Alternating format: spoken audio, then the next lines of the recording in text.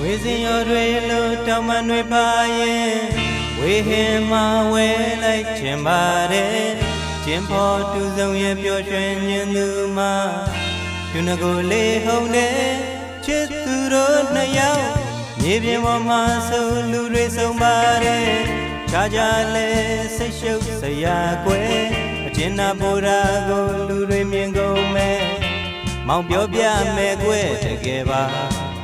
ကိညာလေးကလိုလှတဲ့သူရဲ့ငွေစင်ကျဲလို့တိမ်ပြမိုးမြင့်မှာထိုက်တဲ့သူရဲ့ချစ်သူကြိုက်သူညာသူရဲ့အထီးကျန်တဲ့အခါခက်ပါမယ်ငဲ့သွင်းမိုးပေါ်တက်မလားလိုက်မလားငွေစင်ရောတွေလို့တောင်မနှွေပါရဲ့